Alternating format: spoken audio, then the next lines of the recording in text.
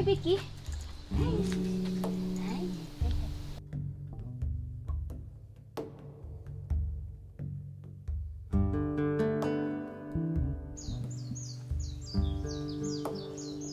沖縄料理を勉強してるっていう時は結局その清明祭だったりとかお正月だったりとかお盆だったりとかで、そういう沖縄のいっぱい月1ぐらいの行事があるので、その時に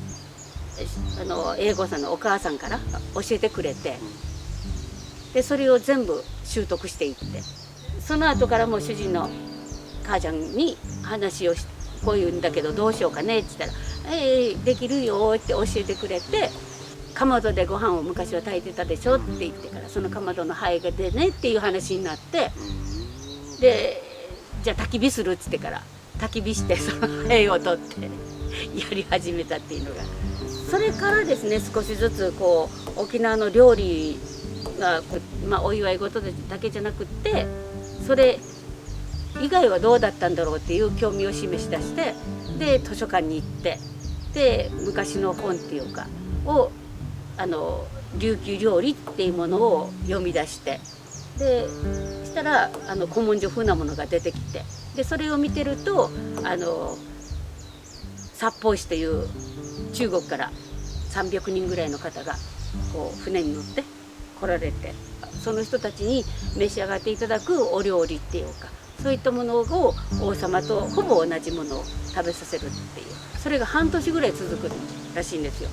でそれを食べさせてる料理人たちの料理の作り方っていうの、何を利用する、小麦粉を利用するで、卵も結局は王様しかなかったんだ。だからそうすると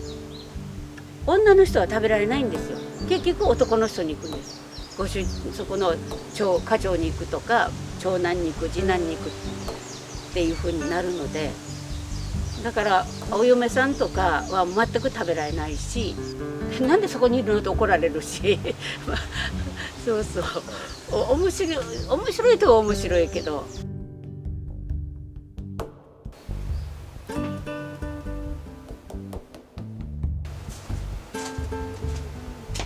アクを入れることによってコシが出るとか、はい、だからおうどん作る時でも日本そば作る時でも水が大事って言うじゃないですか。その水のよし悪しでパサパサになったりとか、それもあるし塩加減もあるし、だから水のいいところでは美味しいそばが食べられるっていうのはそういうのもあるんですよ。もうそれは確実に言える。ただもう全部自分でやったんですけど、那覇の首里の水と比べるとこっちはすごく石灰分が多いので、その多い分が麺にはすごくいいんですよ。逆にそうなんだ。そう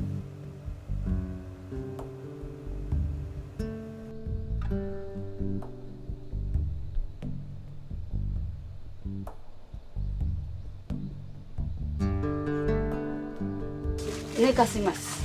そうしないとパサパサっていうの完全に水が回ってないのできれいに丸みができるって、こんなパサパサじゃなくって、で明日の朝5時に起きて5時、でそれで今度はこの竹棒で力つけていくんですよ。そうすると滑らかさが出てくるんですね。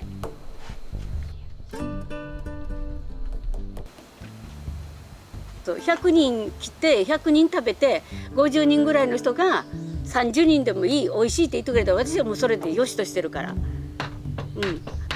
食べ物だから千差万別っていうか、もう本当に辛いのがものすごく辛いのが好きな人もいればもう塩気のないのが好きな人もいるし、なんかお口に合った人だけが来てくださればいいと思ってるんで。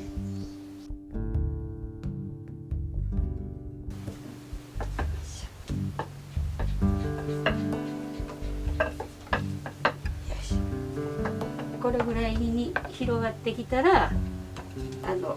ちょっと粉を打つんですよ。くっつかないように。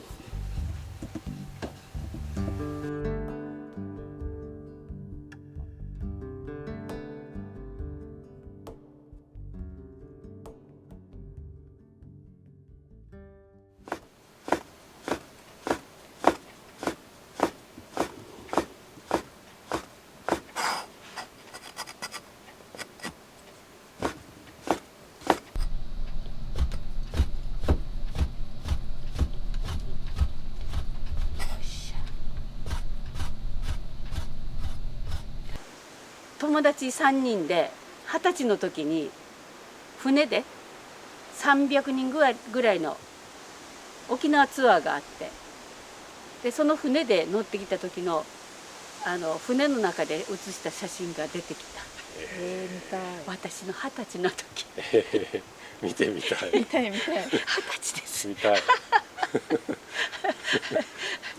その時初めて英子さんに会ったんですよ。その時に。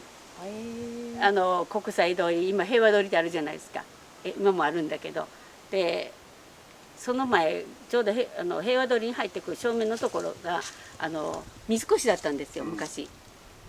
でその平和通りのところの奥の方にのホテルで泊まったもんだから、で当時はもう米ドルだったし、でお土産とかそんなのはそれこそジョニー・ウォーカーとかなんかああいう類のウイスキーだったら3本までは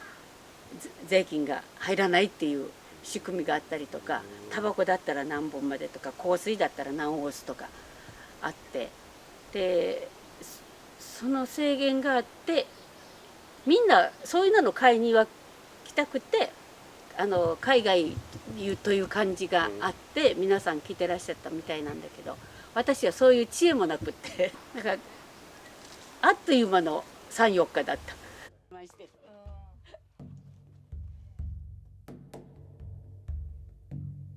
私が嫁いでから1週間に1回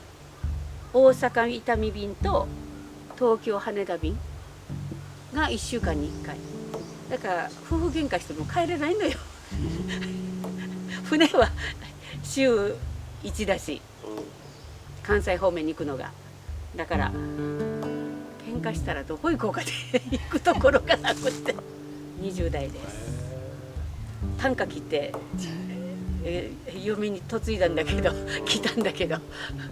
えてみたら友達は一人もいない、親戚もない、いるのは英子君一人っきりだし、腹も立って喧嘩もするよね。しない時がないと思うんで、喧嘩しても出ていくところがなくって。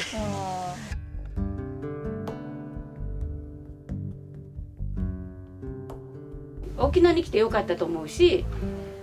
英子さんだったからよかったと思うし、他の男性だったら多分持たなかったと思う。もっと持たなかったと思う。英子さんはなんだろう、ほどほど許しよったから、私のやることはまた許さないとできなかったし、自分のやりたいことが。だからあの人の方がね、一枚役者上手ですよ。だから自分がやると決めた、声に出したからには絶対やり遂げる、何があっても。沖縄に来て英子さんと会っていい人生と思うよ、今になったら。今は本当にそう思う。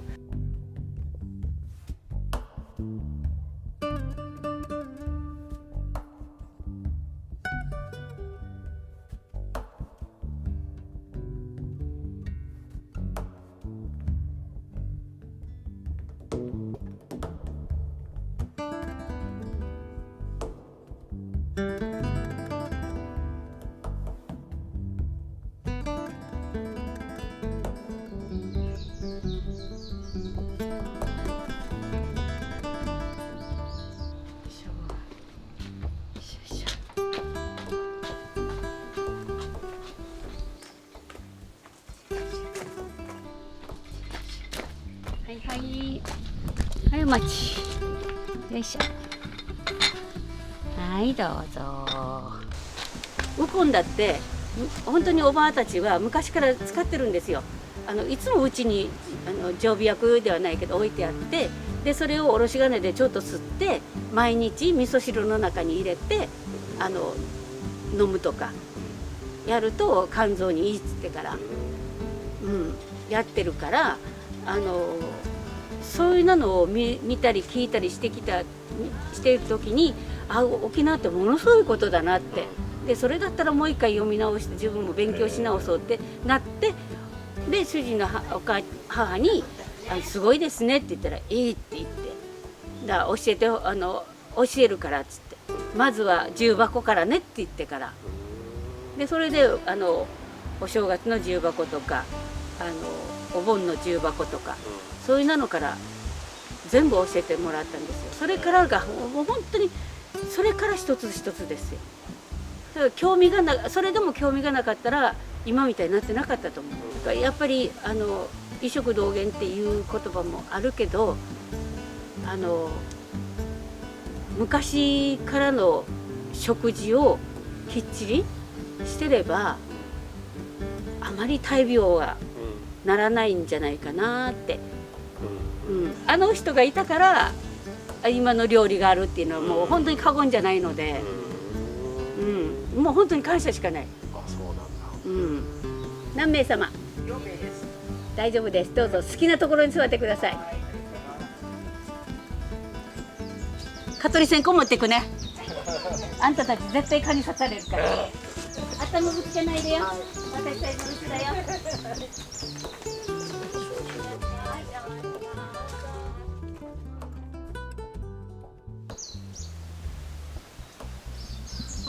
札幌から来てる。札幌から？絶対来たら来ようね。そうそう。まあ遠慮。ありがとうござすいいまません、ありがとうございました。はい、気をつけてね。